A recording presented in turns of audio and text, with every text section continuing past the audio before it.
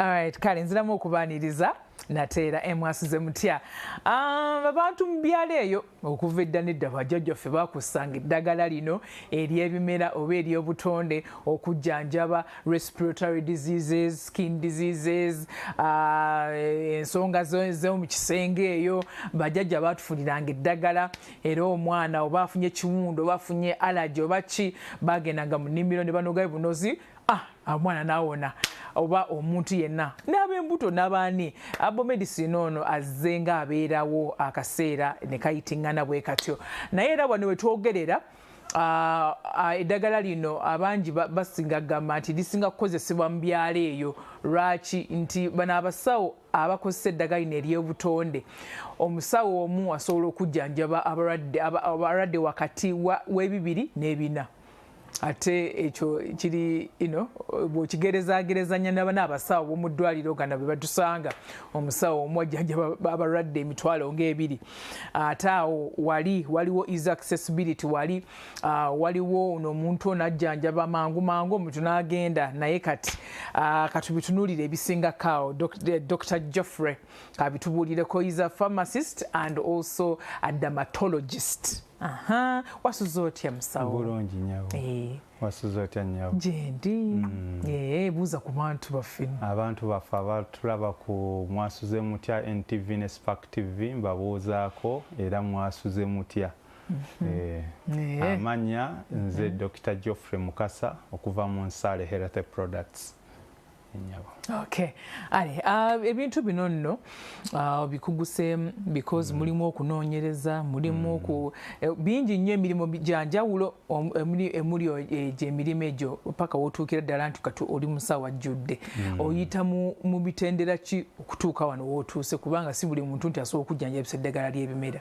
Ekisooka okujjanjabisa eddagala ly'ebimera ng'oggyeeko lisaaki kansooke nkuzzeeyo katono mu divinity nti eddagala ly'ebimera ly'eddagala lyaffe lyasookera ddala nga ne mu butonde Katonda ng'atutonda ffe abantu ly'eddagala lyatuteerawo oba otunudde mu Bayibuli n'akuteerawo okuva mu Genesis okutuuka ku Revelation ng'abalaga nti eddagala emiti gijja vangako ebikoola libakole ki oba emirandira nga oggyeko okukuwa ebyokulya n'okukuwa oxygen gwe tutagula oba obwereere ava mu miti gituwa n'eddagala kati ekiriwo nti okutuuka ku eno level olina okukola research kuba si buli muti gw'olaba nti guvaako eddagala erigenda okukola ki okuwonya era ne mu Bayibuli Katonda akikoonako ng'agamba Adamu nti omuti ogwo temugukola ki temugulyako ebibala byagwo emuligulya temuliremu obukola ki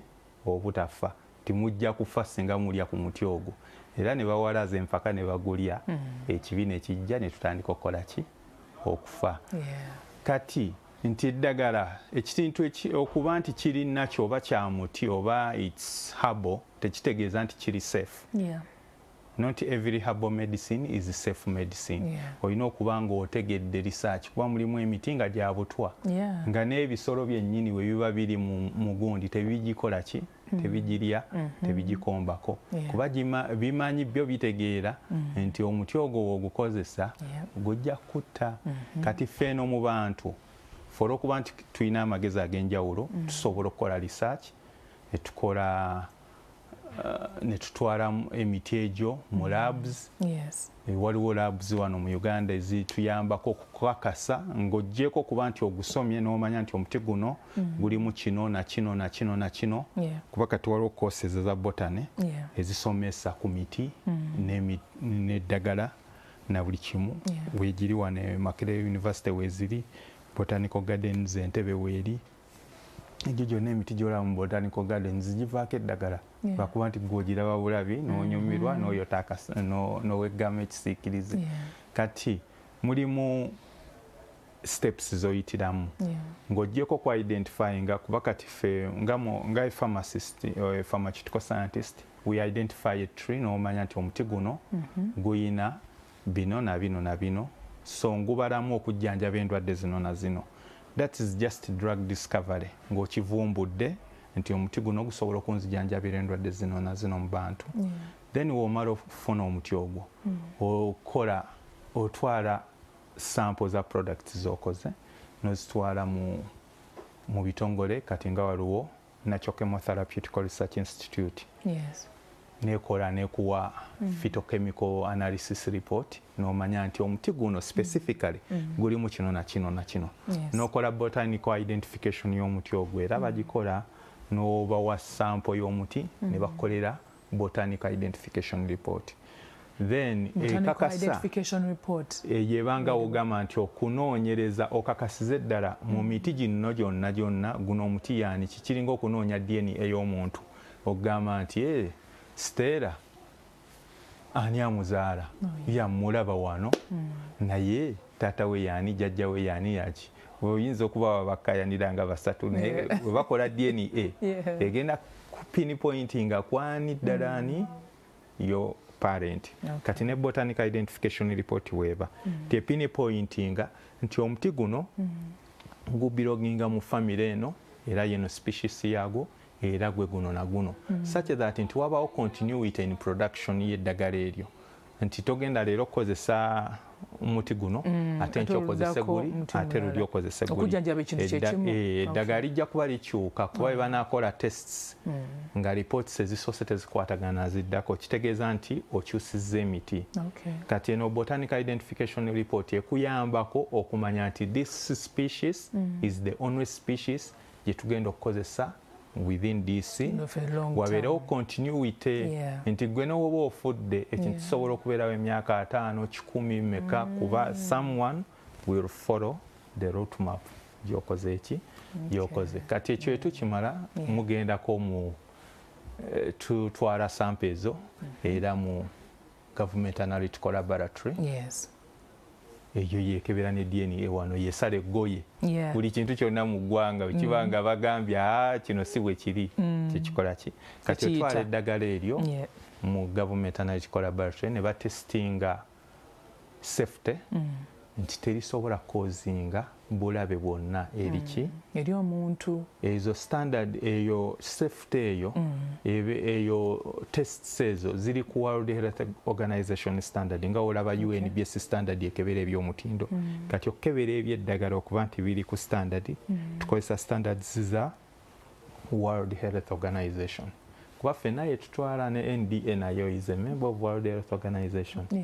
Kati ng'ebyo byonna tonnatuuka kutwala doozi yayo ku NDA ezo zonna olina okujja ng'ozikola ki those are part of the dossier z'ogenda okucompilinga otwaleyo dossier for notification. Kati olina okukola research oyo it takes time. It's not a one day thing kuba olina okujja bulira wamu negamba nti wano gundi noddamu n'otereeza n'okyusa kati ogenda ogituusa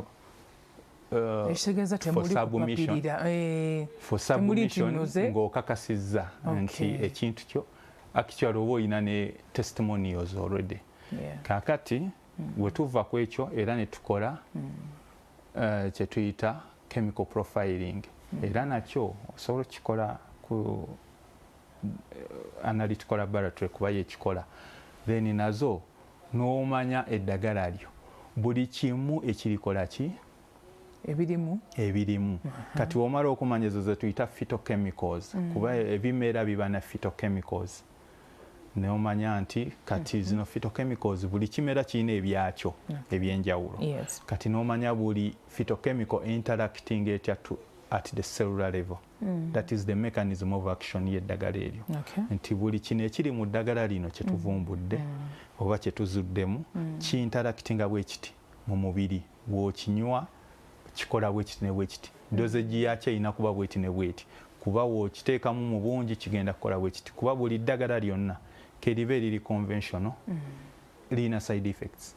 teri ddagala litalina ki singa okisussa okitegeera so dosage eno nkulu nnyo mu buli it's part of the dossier, it's part of the research and development kuba ekigendererwa ky'eddagala omuntu awonye bw'obanga oli mulwadde ogenda kufuna eddagala kasita owona you don't need the medicine kuba oli mulamu.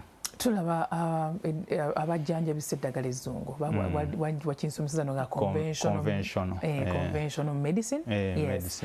Now abajjanjabisa eddagala eryo bagenda ne bakola eddagala eribeera approved and certified and everything. But then before nga tebanalikozesa ku muntu basooka ddi kuba mmese oba ne tulabira ku mmese oba bwefa mangu oba bwekola bweti reactions ezonna ziri ku mmese then bamanya nti kati eddagala lino liri fit to be used by humans.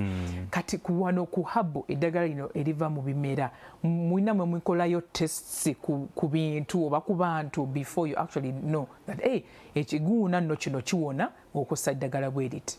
Kyekiri kyenkugambye nti okuva ku discovery kuba kati ffe edda bajjajja baani kubanze jjajja wange tabangako omukozi wa ddagala oba maama wange oba kitange bali mu byabwe birala nze nasoma bisome kitegeera kati n'omanya ng'omaze okukola drug discovery era omanya nti kati edda bakozesanga kyokujjanjaba nti bakozesa kino na kino na kino oba kati oba osomye ku muti guno nti gusobola okujjanjaba ekintu ekyo osobola okugukozesa oyinza okugamba nti omuyemba oyinza okugamba nti omuyembe guwonya kino era nga ogulya n'ogulya kati oguteeka n'okola concoction yako oba n'okola extraction ogenda okulanga ekiguuni kikoze eki so osobola okumanya nti kiwonye naye wadde kiwonye step kyeziddako era ndikoze nti ze ziri steps zenkugambye eki wali discover oba ogikoze n'otegeera nti kino kikikola kino kati kyobuuzizza nti ezo ze bayita clinical trials oba phase 1 phase 2 phase 3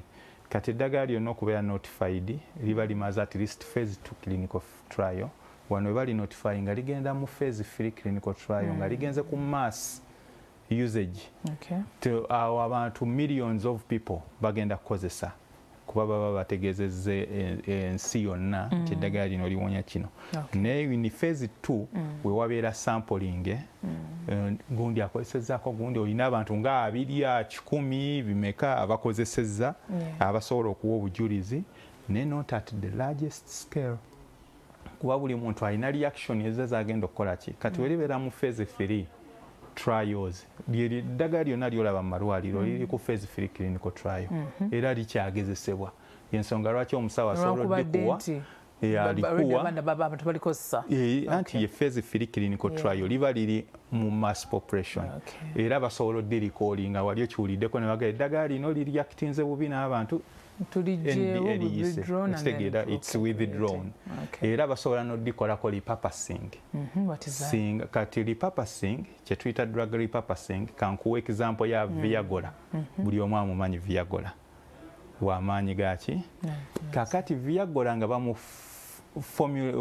promoter waayo oba eyamudiscoveringa nga bamuleeta ekigendererwa kye it wasn't for ED for erectile dysfunction it was for cardiac mutima okitegeera kati first notification za Viagra zaali zirina kukola ku bya mitima abalwadde b'omutima kati ne balikola ne lifuluma ne litambula mu bantu over time abantu bonna abakozesanga Viagra okujjanjaba emitima nga tebaloopa side effect yaki omuntu amala okumira Viagra ate n'atabuka kati ng'ate gubadde mutima gwe gulina okukola ki kati ne balipotinga side effect ne bagiripotinga it was a side effect kakati bagenda okulaba okutunula mu data okulaga nti takola bulungi nnyo ku mutima ate ajjanjaba kiri ekirala ekya ED kati ne bakola kye tuyita drug repurposing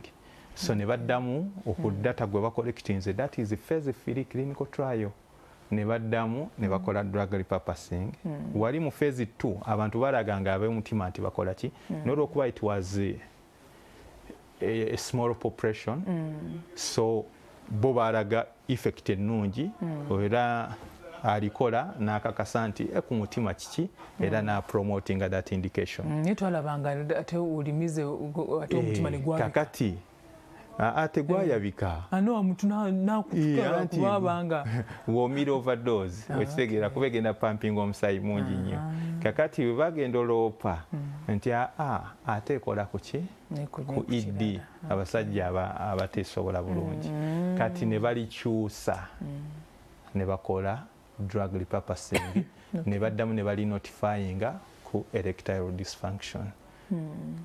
Okay. Eddagala lino nno abantu bangi kati nkimanyi abantu abalina enzikiriza emu babirabanga ebintu bino ebyokweraguza oba kyogere bwe ntyo nti herbal medicine eno eri attached to that kind of practice oba sijja kyogera ku mpewo naye nga eddagala eryo eryokweraguza naye kati awo tubijinge tutya gaapu eyo abantu batandika otrustinga medicine eno. Katonda yennyini mu Hosea 4:6 yagamba abantu bange bafa olw'obutakola ki olw'obutamanya kubanga baagaana okukola ki they rejected knowledge. My people are dying because of lack of knowledge, because they rejected knowledge. So buli woogaana okumanya ogenda kufa. Okufa kusse nnyo abantu okusinga obutamanya kusse nnyo abantu okusinga okumanya. Eddagala lya herbal medicine first nga we nagambye nti it's divine. Katonda yennyini yalitonda ng'atonda omuntu yaliteekawo mu Genesis okutuuka mu Revelation azza aliteekako era Bayibuli obanga oli mukkiriza ng'ogaa nti nze nzikiriza Katonda ne Yesu Kristo ng'omulokozi wange nga nange bwendi kuba nange ndi mulokole nzikiriza nti Katonda yalikola ki yalitonda. Era eddagala eryo baliyita complementary medicine mu luzungu olwakakati. Ekigambo complementary kitegeeza complementing okubanga ebintu bitambulira wamu nga bikwatagana. That's why it is called complementary medicine, to complement someone. Kati eddagala eryo liti complementing. Emiti gituwa oxygen. Omulwadde yenna ng'agenze mu ICU bamuguza oxygen bakuteekako oxygen cylinder ya bbeeyi nnyo era omuntu we baga nti ali mu ICU mutandika okweraliikirira kuba tasobola kussa tafuna oxygen ali nakyo. Naye emiti gituwa factory ya oxygen throughout okuva ng'oli mu lubuto lwa maama paka lunaku lw'okutuka okitegeera. Naffe tugiwa carbon dioxide ne gikola emmere ne gikula ne tugiwa manure westi waffe na buli kimu. So we complement each other. Gituwa eddagala gituwa ebibala ne tukola ki. Kati oli ogamba nti emiti oba eddagala eriva mu bitonde lya sitaani oyo aba misinformed aba tamanyi nga Katonda yennyini yatwetondera yennyini yagituterawo n'agamba emiti gikole ki. Kuba wosoma mu Revelation 22 verse 2 kyekitabo ekisemberayo ddala Edding egamba nti Eden restored. Katonda agamba nti waliwo omuti gw'obulamu gujja kubalanga ebimera ebibala 12 buli mwezi ekibala kyagwo. Ebikola by'omuti ogwo bijja kuvangako eddagala lijjanjaba amawanga gonna. Katonda yakitonda aba akola ki. Kati toyinza kiyita kya sitaani. Sirabangayo mu kyawandiikibwa kyonna muti sitaani gwe yakola ki gwe yatonda n'okireeta n'ogamba nti vaasi bweti ne bweti egamba nti omuti bwe guti sitaani ye yagutonda era ogukozesa gwa sitaani. Oba okozesa ekintu kya sitaani oba wa sitaani okozesa ekintu kya Katonda oba waki. Mpaayo ekyokulabirako maybe ku muti oba ekibala oba ekirime nga kiri proved and nga kiyise mu mitendera okulaba nti kina kye kijjanjaba era kijjanjaba kitya. Kati eyo example nnungi nnyo. Kati olaba eucalyptus tree kalitunsi akoleddwamu eddagala lingi nga n'example gye nnyinza okuweerera yivu eya antiseptic solution eyansaale. It's already a notified drug with the National Drug Authority nga yayita mu mitendera gyonna for wound management. Ebbwa lyonna oba lifaanana litya oba lifaanana litya esobola oddikolako ne likola ki neliwona oba itching reaction oba ki oba ki. Kati w'ogiteekako evudde mu muti 100% temulimu any additive neegi temubeera temuli wadde any additive. It's 100% from an extract from eucalyptus tree. Temuli wadde ne preservative naye nga w'ogiteeka ku bbwa bw'oti erikolerawo effect ogitandikirawo gikola ki ogiwulirirawo n'ogirabirawo there and then.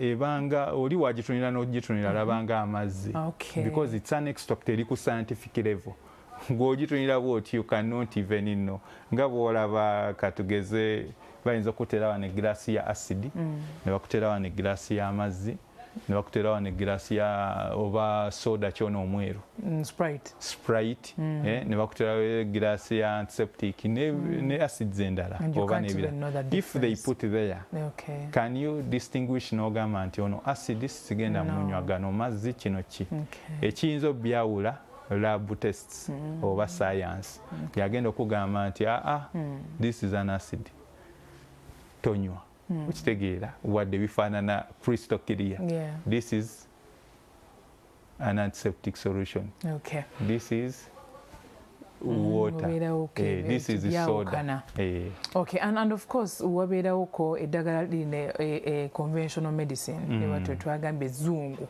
oba tuyita ezzungu libeerako expiry date of course era abantu abamu abatunda eddagala ly'ebimera tebateekako expiry date ne twebuuza nti eddagala ligenda kubeerawo paka ddi omuntu ng'alina akadomoola ke yakozesa okunywa kahabo okuva ku maama we ke yakozesa nga bagenda banywawo katini nekage n'omwana akakozesa n'omuzzukulu nga tekugamba nga tekaggwane bakatono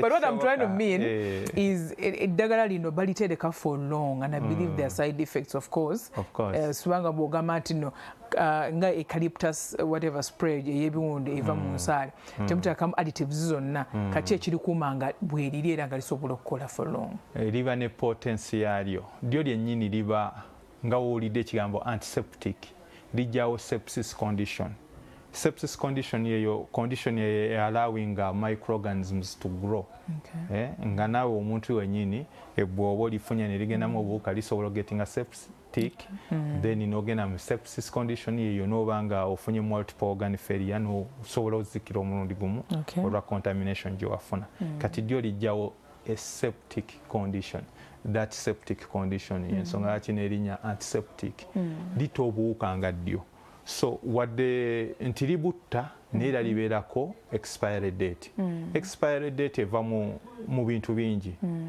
potency esobola eddagala oyinza okuba oliterese katugeze mu packaging zetukozesa olusi plastic olusi what it can degrade the medicine by reaching nti eddagala lino ekintu kyonna kisobola okuvaamu mweri gundi gye packaging ne kiriikinga with the time ne kijja eno ne kiaffectinga potensi y'eddagala ne likendeeramu yensonga lwaki oba olina okuba nga olina expiry date National Drug Authority ekkiriza amadagala gonna agali habo okuba ne expiry date ya 1 year 1 year expiry date even if eddagala lisobola okuba nga liri liyina nga woga nti wine does wine has an expiry date? It has to have. Divaga gyakoma okukula gyakoma okuwoma enaku zino kwinobeerako okitegeera kakati weebito ebikola ki naye kyo kiyamba nako actually okuba nga you can produce regularly notakola batch nene nnyo netulaawo it can get contaminated naye oba okuba batch ntonotono because of the expiry date mentality mu bwongo obwo nti lirina okuggwako naki kikuyamba okuba nga you are in constant production okuba nti ebintu biba clean buli kimu kibeera regulated bulungi ne tuta affecting ate bantu okay abantu abasinga ndooza bandyagadde ogezaako eddagala lino ery'ebimera oba ery'obutonde nga tebaddukirawo mu ddwaliro mangu ddala wabula nga basobola okukolako at least first aid kale ezijanjaba esookerwako nga tebanagenda mu ddwaliro soke tunuulireko ebintu oba skin conditions twayogeddeko nga tutandika eczema allergies ebiguuna ebisente byonna soke tubitunuuleko mu kanyumero kaffe akaddako tugenda kuwumulamu katono nnyo tovaawo kale kulika nnyo mukuwumulamu okwo tukyagenda mu maaso dakika 3 zakenda ku ssaawa 3 ez'okumakya and twogera ku ddagala ly'ebimera oba eddagala ly'obutonde bajja kunterayo essimu awo enamba y'essimu osobola okuba obuuza omusawo tugenda kwogera ku ndwadde ez'ensusu ya so obanga olina ekikutawanya kyonna nga wandyagadde okumanya ebisingawo ku condition eyo gy'olina twogedde ku allergies, eczema, ebiguuni, ebisente byonna. Think of any skin condition and that's what we are trying to talk about today nga tukozesa enzijanjaba eva mu mmere mu butonde rather yes mu butonde yeah mu bimera si mu mmere mu bimera okay kale tugenda maaso era oliwe tuwumulidde tubadde tugambye abantu abandyagadde maybe okutambuza ebintu bino byombi conventional medicine ne herbal medicine nenga tebannafuna bulungi balance yeah okay kati abantu actually buli muntu lunaku tukozesa herbal medicine woba olya nakati olya omuyembe olya emikyungu ezo zonna fruits ziva ku miti ate nga ze zituyamba ku ndwadde nga woba olina ssenyiga bagenda kuganywa kaniimu lya ku gundi nywa ku kachungwa lya ku ovacado ofune vitamini C sikava koleki osobola okugenda n'ogula vitamini C mu pharmacy gyali nga ne baamu extractinga muki for convenience naye ng'ate woba olidde omuyembe ogenda kufuna vitamini C okute ogyewo n'enjala kati bwe bulungi bwa herbal medicine nti asobola okukolera ebintu bingi omulundi gumu ekitali ku conventional medicine you can't tosobola kugula vitamini C mu pharmacy n'omumira n'okuta asobola okuyambako kuki kusikave obunyira ne bukendeera naki no improvinga ne mu lubuto agenda kola ki kati ate oli omuyembe ne woba olidde emiyembe 5 tegiriko overdose nti gigenda kutta ekiro ekyo oba wiiki ejja naye omuyembe gugenda kujja mu vitamin omubiri gugenda ku extractinga vitamini C by its own mechanism ofune ekirungo ekyo sikava abadde akuluma oba eminyire egize because of lack of vitamin C mubiri kiveewo okitegeera ate obeere ng'okkuse ate n'ebirala ebiri munda mubiri omubiri gubistowalinga oba gubikozeseemu ebintu ebirala gukuwa amaanyi naki naye ng'olidde buki okitegeera which is a herb okyozgye ku muti as a fruit ate nga n'ebikola by'omuyembe byennyini bw'oba obirisakinzeeko era bisobola ovaamu eddagala nga bwe baba balikoze lisobola okuyamba ku koofu kuba waliwo abakola risaaki zaabwe ez'enjawulo so byonna nga bwe nakulaze mu kitundu ekyasoose nti kiva ku risaaki nakuvumbula waliyo abakola eddagala lya cough syrup nga bo bayinza okugaa tukozesa oba wabugia Uganda NCC oba tukozesa simanyi mukula nnume oba tukozesa gundi kalitunsi oba tukozesa muyembe oba ki ne bajjamu eddagala eryo eriwonya ki era kasita opruvinga nti eddagala eryo liwonyezza ne balicekinga nga liri safe ku muntu ate lisobola mutuusako obulabe likola ki naye ng'ate n'ekibala kyennyini kyowalidde okuva ku muti ogwo gwe gumu era nakyo kikuyambye okukola ki olwo abantu waliwo obuzibu obwalingawo oba obukyaliwo nga abasawo bano betera okukyaza wekyogeddeko abasawo betera okukyaza wano nga bagamba nti no challenge basinga okufuna abalwadde bagenda ne bajja mu ddwaliro kangeze oba kansa ngoyo oba ulcers oba diabetes or something nga bali ku stage esemberayo ddala lwaki nti bano abantu abalwadde basookako herbal medicine ne beekatankira obudoma n'obudoma bw'amacupa ne bitakola and then by the time they remember to go to hospital bambi ng'embeera esajjuse so simanyi tusobola ku still to strike a balance nti abasawo bano abajjanjabisa eddagala ly'ebimera basobola okusabako ku amabaluwa medical history biki byoli mu omira ddagala ki and all that oba ne basooka ne bagamba nti gendako mu ddwaliro before nga tetuna kujjanjaba or something like that enkolagana eyo yes ekisobokera ddala naye this is a two-way traffic nti era waliwo n'abava mu conventional medicine nga hope ebaweddeko nga bamugambye tetukyalina kyakukolera tugezeza buli ddagala lyonna kali sensitivity eganye kati mulimu abantu abamabwa nyina example z'abantu abawonye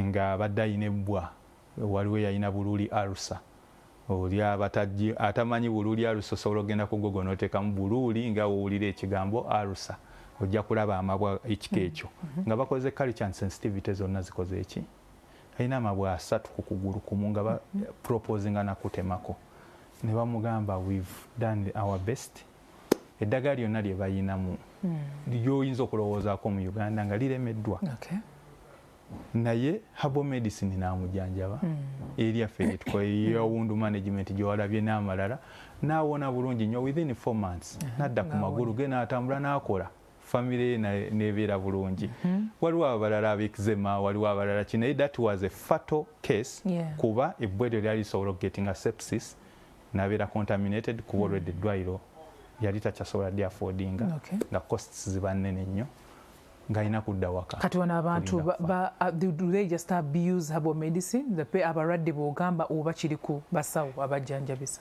bonna kuba obutamanya kyenagambye nti obutamanya kiri very expensive. Ignorance is very expensive. Kati omuntu waba tamanyi nti eddagala lino likola bwe liti tomanyi dosage tomanyi ki exactly kyogenda kukozesa ogenda kukozesa ekintu ekyo mu bukyamu bwakyo kyenagambye nti ne mu miti wadde Katonda yatugamba nti emiti gino gyonna givengako amadagala waliwo emiti specifically gyeyagamba omuntu giro gikozesanga bwona ogikozesa ojja kufa okitegeera naye because omuntu tayagala kuwulira ye naga kankozese guno lwaki baguŋŋaanye ngera wono bakugamba tokola kino naye noga lwaki bakiŋŋaane kitegeeza kikola ki kati awo sitaani wajjirawo kuba n'omuntu okulya omuti ogwo Katonda gwe yamugaana sitaani ye yajja into conversation n'anyumya n'omukazi n'akola ki kubanga nze nina mukwano gwange dialogue nereeta obuzibu nina mukwano gwange twamukyaza wano she's called Joan. Actually, out there. The story is out there. But Joan yaina obuzibu bwa cramps ngaba wana abatabachala abawala ngaba vubuka bagenda mu nsonga z'abachala. Ensonga ezo wezigenda mu abazadde be ne bagezako mu herbal medicine naye bamuwa eddagala ne lisensebula ebyenda ne system reproductive system ye yonna neyonooneka era we twogerera wano she's trying to recover and everything bwe batresingako omusawo oyo yamukolako ne bagenda okuddayo ate omusawo oyo nga takyaliwo kino kizizaayo lwaki kireese kino kizizaayo ku Dr. Geoffrey wano kyabadde agamba nti si buli omu nti asobola okujjanjabisa eddagala ly'obutonde ate si buli ddagala lyolaba nti herbal medicine lisobola okujjanjaba condition gyolina nti liri safe. So I just wanted to make that clear to our audience nti era n'omuntu gwayita nti onajjudde oba ali professional dermatologist oba botanical doctor aba alina okubanga naye ayise emitendera ng'abisomye bulungi anoonyereza era ng'atuuse ku stage y'obukugu. So please watch out there. It's not everything is safe. Not every herbal or not in natural does not necessarily mean safety. Okay. So tuwe ku byokulabirako because kati abantu esimu baba baginteereddeyo baginteereddeyo tuyina abalwadde ba eczema, allergy, ebiguuna, ebisente.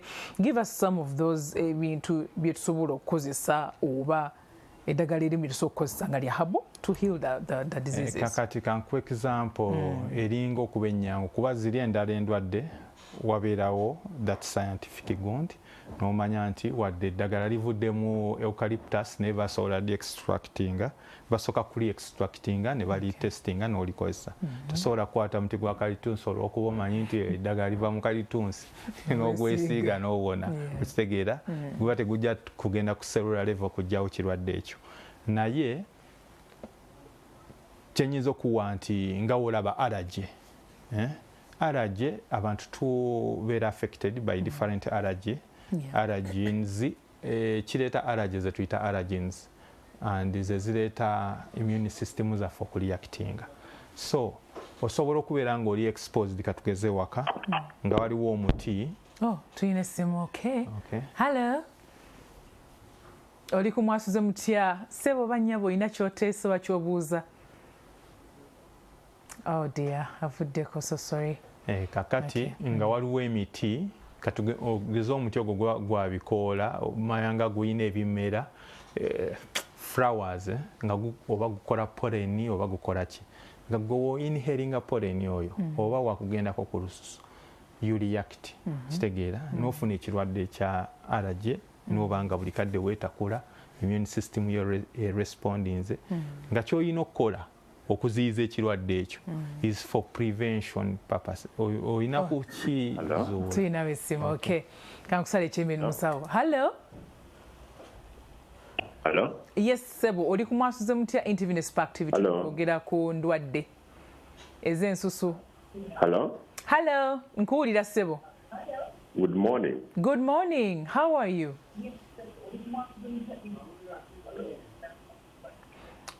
Bambi weeyongereyo kabanga okuva ku TV yo. Good morning. Good morning. Sebo tukuwulira. I'm calling from Mbarara. Okay. Sebo ine kibuuzo oba okuteesa. I'm calling from Mbarara. Okay, naye va ku TV yo give it a distance osooka oyogere bulungi. Yavuddeko? Oh, sorry. Bambi abadde ayina ki. Hello. Sebo banyabo oli kumwasuze mutya? Network ndoze tusumbiyemuko. Oh, sorry. Okay, abantu bandyagadde okubuuza naye Bambi. Hello. Yes, please. Good morning. Wasuze otya nnyabo? Nzanyisa okukubuulizaako bannange mpuseemu. Amiina mukwano. Olina ky'obuuza oba ky'owabula? Okuweereza. Kale Bambi naye weebala okwekuumira wano. Bannange nze oyo dokita mwagadde nnyo kubanga ndi mukazi mukadde naye nzikiririza mu Katonda era mbikudde ne Bayibuli waakwotinze. Kati nze bannange mbadde njagala essimu yange ampe essimu ye nze munoonye kubanga nze munnange nze sikozesa habo nange nkoye okukozesa buno obwa puleesa obwannaye kati bulijjo nkeera mu kkanisa leero sikyakeera nina mukulu wange yalwala ate naye ali Katonda bigere ne bizimba nze njagala dokita oyo mufune weebale nnyo mwana gwe ate weebale kunyirira Katonda akuwe nnyo omukisa naawe mwana gwe yongera okunywerera Katonda. Katonda ye yakola eggulu n'ensi era buli kyonna bw'akiteekako omukisa kivumulibwa na bano amakerenda getumira bagakola mu miti bajja makerere ne batwala emiti gyaffe ne babumbamu amakerenda. Weebale Sebo okusoma. Kale nnyabo Bambi weebale nnyo okuteesa n'okusiima program emwasuze mutya ko n'omuweereza ko n'omusawo. Yes Bambi mwebale nnyo okuteesa abakubye. Tulinayo omulala oyo tumunootinze. Yes, hello. Hello, how are you? I'm okay. How are you doing? I'm all right. Yes. Kale Sebo Bambi naye weebale kwekuumira wano. Kale Bambi mbadde njagala kubuuzaako omusajja oyo atuweeko ku miti egisinga gye tusobola okubanga osanga ng'omuti tegusobola bula waka nga mu compound weeguli agituweeyoko gyetubeera nagyo ya essentially egibeerako the basic medicines zetulina okubeera nazo ewaka. Kale weebale nnyo Sebo. Kale tulinayo omulala tusimbula lumu. Okay, kale katugira tuddamu zino. Hello. Waliwo omulala. Hello. Hello. Yes, Sebo Bambi wasuze otya?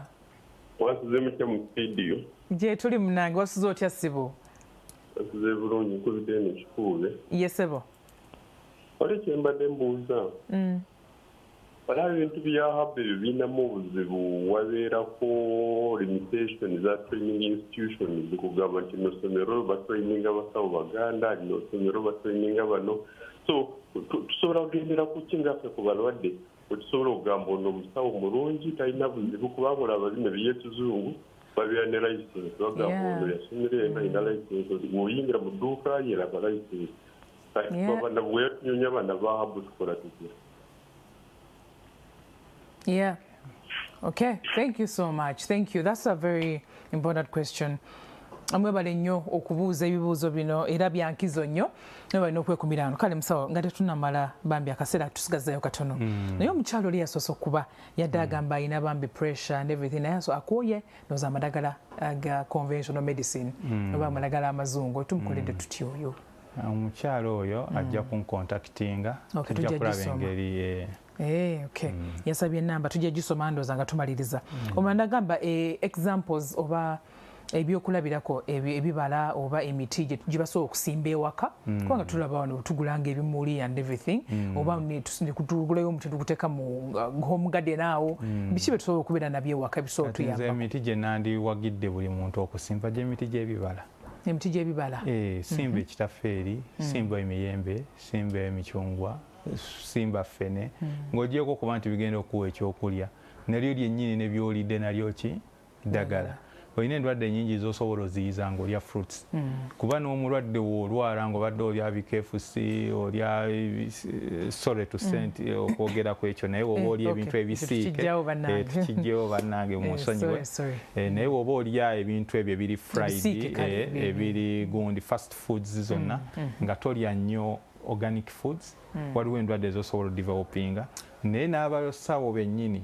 ng'omaze okulwala katugeze olwadde diabetes bagenda kurifaring okuga toddamu kulya ki bisiike go organic lya ku nakati lya ku gundi lya ku kino okitegeera okurilatinga conversation enjo tubatwogerako nakolwairo omulamwa gwaffe gwadde gugamba nti herbal medicine in relation to skin care or skin treatment and everything omuntu nga abalina different conditions abali mutulaba eczema twagambye ebiguuni ebisente allergies and everything biki betwantookeddeko ewaka ng'ovudde kubibala yes what else can we nga biri enrich within our reach ewaka okukozesa okwewala ezo endwadde yes oba kuweweeza nga tunaba nagenda mu ddwaliro kati ekisookera ddala ezo endwadde ezimu kati nga wolaba eczema allergy ziri triggered by something okay. So olina okusooka n'omanya kiki ekikireetedde okay. kasita omanya etiologies z'ekirwadde ekyo ezireetera ekyo ekirwadde okubaawo osobola okutandika okyewala kuba omuzungu agamba okuziyiza kusinga okola ki okuwonya kati eczema oba ebiwundu tusooke ku eczema kuba allergy tumwogeddeko weewale ebimuleeta the same with eczema eczema is a dry skin condition first of all esooka ku dryinga skin lipid barrier function ya skin eri disturbed skin nebanga eri dry nnyo neri chenifyinga akawuka ne kayingiramu netandika okutriggeringa reaction noweeyagula oweeyagula histamine n'akozinga inflammation nebeerawo netavaawo kati olina okusooka okumanya bintu ki byokozesa mostly abantu abamu bakozesa sabbuuni ayoza the rounded soap nga womala omwoza bwoti nokala engalo oziwulira nga zikakanyadde nezeesalaasala kati woba olina eczema oba nga oli prone to eczema you should not use those so the prevention is better at this point so osobola okuwona naye ng'osoosa ate noweewala so weewale round soap okumunaaba omubiri gwonna nga wowulira wakakanyaza engalo ze agenda kukakanyaza omubiri gwonna skin ate lipid barrier function ya skin okubanga skin yefulumiza ka oilo kayo akagireetera okugrowinga then eri chenifying efuna obuki n'ekirala weewala ebintu ebiri inorganic katugeza nga petrolatum actually sabaga nti ndi petroleum engineer also nasomera China petroleum engineering kakati petrolatum ebyo byolaba ebya white babikolamu ebizigo bingi nnyo ebiri ku market biva mu petrolatum era wosoma ku ingredient list petrolatum that's the residue after refining petroleum oil. Is it safe for human consumption? Anti-kati nkujira. Okay. You can't eat it nga otasobola kunywa petrol n'okola ki okitegeera n'obeera mulamu era okozesa ekintu ekya petrolatum ku skin yo skin yo tesobola kimetabolizinga because it's an inorganic something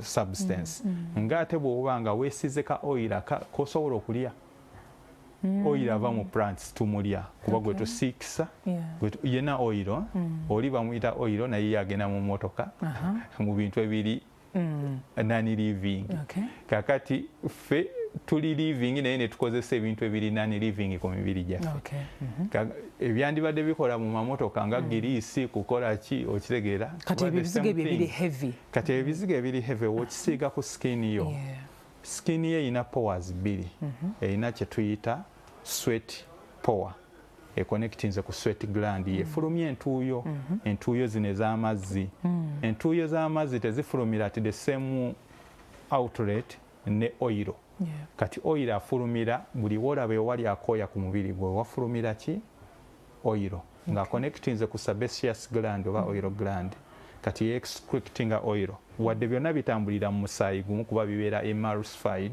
nga bitambulira mu blood vessels ne wano mu exit nga babi excretinga they take different parts kakati woweesiiga ekizigo ekyo kigenda kutuulako kuno wekituulako tekigenda vaako ne skin yenyini tesobola kimetabolizinga kukijjako kuba kiri inorganic it cannot complement the body so ekisigalako kigenda kukozinga condition jetu kuba kiba comedogenic kigenda kuleeta comedons comedogenic kitegeeza okuzibikira skin powers then in environment yaffe gye tulimu ya enfuufu naye weekugwako eri minute naye tule mu powers ezo kati ogenda okulaba omuntu nga takyaswetinga bulungi ate waba takyatuuyana obwo nabwo obuzibu omubiri era nga atuuka olweggulo nga yeesiiza ekizigo ekyo nga weyeetakulako bw'ati alaba kikyaliko enjala zikijjako okitegeera kati n'obwo obuzibu ate busobola okuleetawo obukosefu ku mubiri kati ekizigo ebyo bitupreservinga waliwo adi gye nalabanga bakisiize ku kikoola ekikoola bibiri bakinogodde n'ekirala we baba banogodde ekikoola ku muti that means that leaf is going to die it is going to wither kuba already tekikyafuna supply kiba kifudde then ekimu we bakisigako petrolatum ekirala ne batakisigako petrolatum kyebasiizeko petrolatum tekigenda kuwitharinga kyebatasiizeeko kiwitharinga ekikale kuba kiruuzinga ekikoola kiina nakyo obupowers obuluuzinga okussa okufulumya egumu naye ndoza twetaagayo another day to actually explain all that omuntu yabuuza nga kadda nti katuweddeko omuntu yabuuza examples of emiti oba ebintuntu byetusobola osimba ewaka oba ebyo tusobola ogenda mu nnimiro ne tulaba nti kanzigyeeko ku kino kangeze neesaze oba ali nenebbwa jjajja yagendanga mu nnimiro n'anoga obuntuntu n'abuyenga n'ateekawo but I don't know whether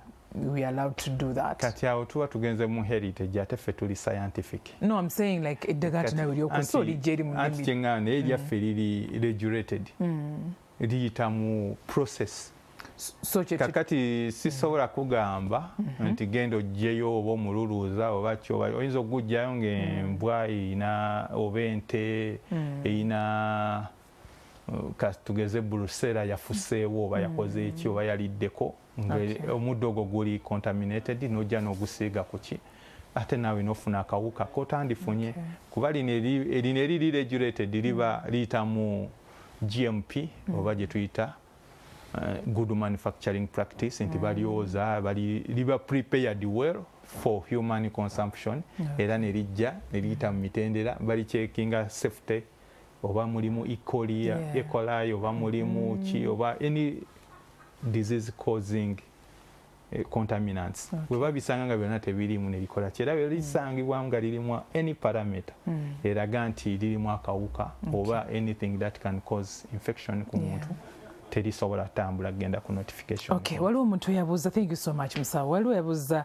abantu bano bangi nnyo webali ku byalo gye tubeera olabira ku kintu kati ono musawo era kyena kubuuza wali kubanga kyankizo nnyo omuntu okumanya nti kati ono ye ali licensed ba ali ebintu byakola tusobola bikozesa ne tutafuna bulabe.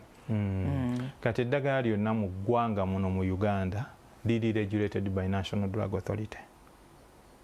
Oba habo oba ki waliwo netteeka lye bakasayininga president erya Traditional and Complementary Medicine Act era nga National Drug Authority yerikola ki kasita kiba nti it's drug it's a medicine it has to be regulated by National Drug Authority era ina ne section number oba department number ekola ku herbal medicine kati nina olukusa olusaba mpandagala license yo nga unzize kati eddagala lyonna ogenda ku market liba lina notification era olino wadde nga abadde tannatuuka ku notification level aba asobola okulaga steps zayiseemu okujja nti yagenda mu labs yakola kino yagenda ku gundi kati ali wano kati ali ku stage bweti kati ali mu trials kati agenda paka wateeka ku notification ekikola kikyowaya nti notification etwala ebbanga ddene kuba ddagala ekisookera ddala notification okugikuwa